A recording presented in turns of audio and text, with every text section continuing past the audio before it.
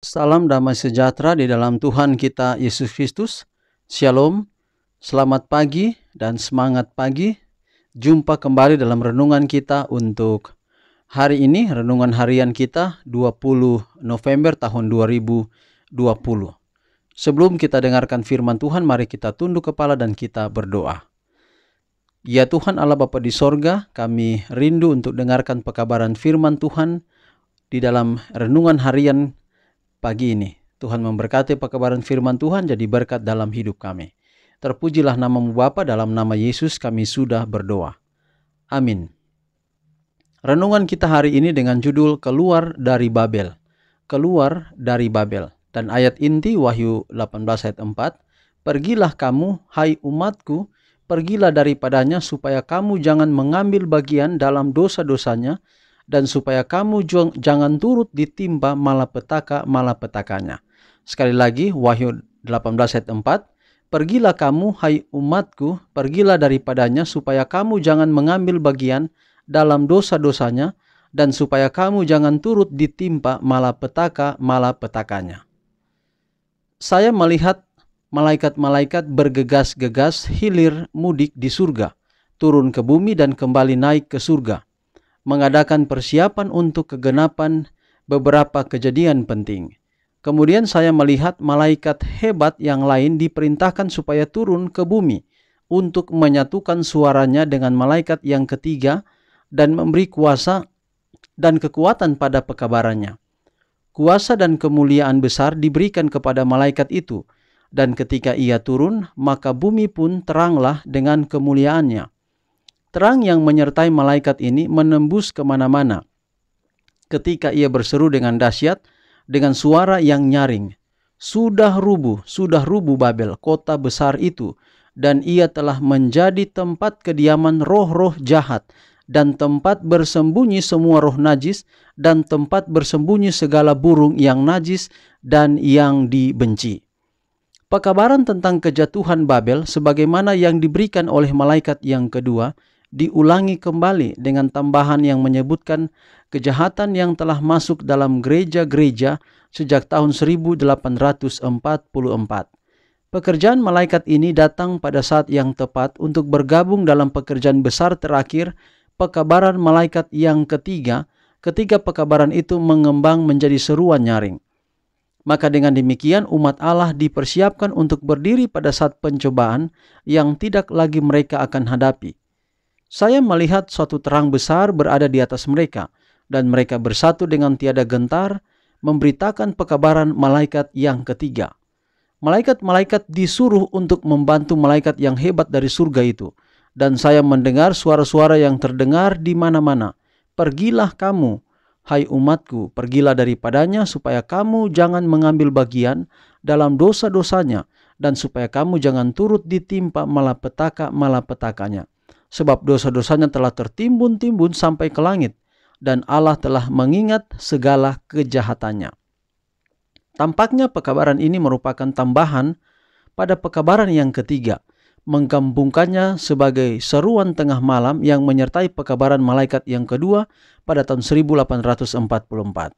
Kemuliaan Allah berdiam pada orang-orang kudus yang sabar menunggu, dan mereka yang dengan tiada gentar menyampaikan amaran khidmat yang terakhir, memberitakan kejatuhan Babel dan panggilan terhadap umat Allah supaya keluar dari dalamnya agar mereka boleh terlepas dari malapetaka-malapetakanya.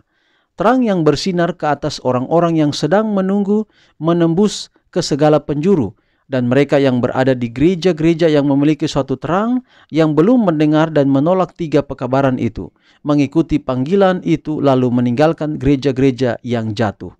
Banyak yang sudah bertahun-tahun bertanggung jawab sejak pekabaran-pekabaran ini diberikan, dan terang bercahaya di atas mereka, dan mereka mendapat kesempatan untuk memilih kehidupan atau kematian.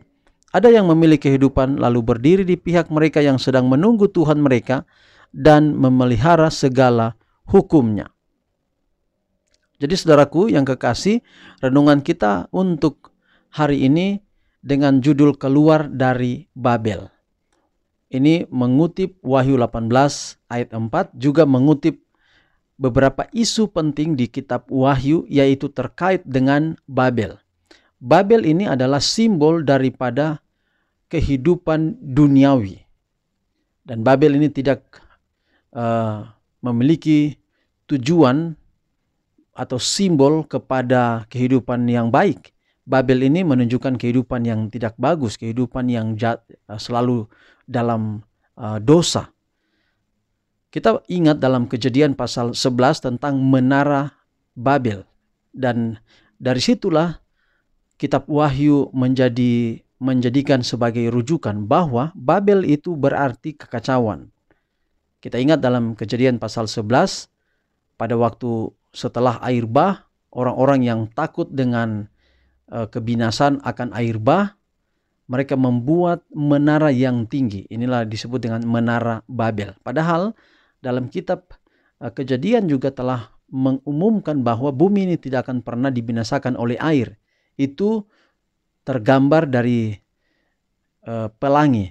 Setiap kali kita melihat pelangi, kita ingat akan kisah janji Allah kepada manusia bahwa manusia tidak akan dibinasakan lagi dengan air bah. Itu berarti bahwa dengan mendirikan menara Babel, mereka tidak percaya kepada Allah. Dan kalau kita baca dengan teliti dalam Kejadian pasal 11, menara Babel ini dibuat menggunakan bahan untuk menyusun batu bata adalah ter. Dan ter ini jika kena panas, maka akan mencair. Artinya bahwa menara Babel yang didirikan ini tanpa dirobohkan oleh Tuhan, roboh sendiri.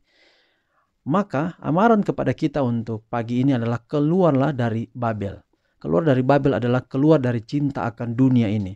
Cinta akan kepelisiran, cinta akan dosa, cinta akan kesombongan, ketinggian hati yang ada di dunia ini. Karena kalau kita masih mencintai Babel itu, dan saat dia roboh, kita akan ikut roboh bersamanya. Lalu kemudian dalam pekabaran 3 malaikat dalam Wahyu pasal 14, pekabaran malaikat pertama, pekabaran malaikat kedua, pekabaran malaikat ketiga, ini adalah disebut dengan 3 pekabaran, dan ini disebut dengan pekabaran 3 malaikat atau pekabaran Injil kekal. Apa yang dimaksud dengan pekabaran Injil kekal? Pekabaran Injil kekal adalah pekabaran yang melebihi pekabaran Injil. Kalau kita bilang kita harus mengabarkan Injil, yang dimaksud adalah kita mengabarkan tentang siapa Yesus itu. Tapi kitab Wahyu pasal 14 juga menunjukkan kepada kita bahwa kita harus mengabarkan Injil kekal. Apa yang dimaksud dengan Injil kekal? Injil kekal adalah bahwa Yesus Kristus itu sepadan atau sejalan dengan yang disebut dengan pemeliharaan terhadap hari Sabat. Hari Sabat, pekabaran untuk 3 malaikat ini adalah pekabaran tentang bagaimana manusia menghormati Allah melalui menyucikan hari Sabat. Menyucikan hari Sabat. Karena dalam pekabaran malaikat yang ketiga, bahwa orang yang akan mendapatkan tanda daripada binatang itu adalah orang yang tidak menghormati akan hari Sabat. Nah, pertanyaan kepada kita, mana yang hari Sabat? Dari 3 hari ibadah besar di atas dunia ini, mana yang hari Sabat? Nah, itu perlu kita pelajari dengan saksama. Tapi satu waktu saudara, bahwa setan juga akan memaksa untuk orang menyucikan Sabat yang didirikan olehnya, oleh setan.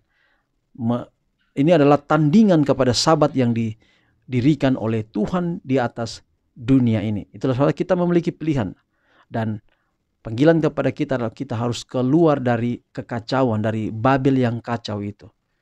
Hidup dengan Tuhan adalah hidup yang teratur. Menurut peraturan itu penting daripada kita hidup dengan kekacauan, tidak teratur. Kita mau ikut dengan kita punya kemauan, makan ini, makan itu, dan sebagainya. Kita tidak mau, tidak boleh beragama dengan agama yang sempit, susah, tidak bisa ini, tidak bisa itu. Tetapi kekacauan itu terjadi. Maka perlu keluar daripada Babel yang kacau itu. Kiranya pekabaran ini dapat menjadi berkat bagi kita di pagi hari ini. Amin. Mari kita akhiri dan kita berdoa. Tuhan, terima kasih untuk pekabaran yang indah pada saat ini, menjadi satu pekabaran tetapi juga menegur kehidupan kami. Tolong kami Tuhan, pimpin kami agar pekabaran ini tidak berlalu dengan cuma-cuma, membawa hidup kami lebih dekat kepada Tuhan. Berkati kami hari ini dalam semua aktivitas kami. Tuhan akan tuntun kami. Inilah doa kami Bapa, terpujilah nama Tuhan. Dalam nama Yesus kami sudah berdoa. Amin.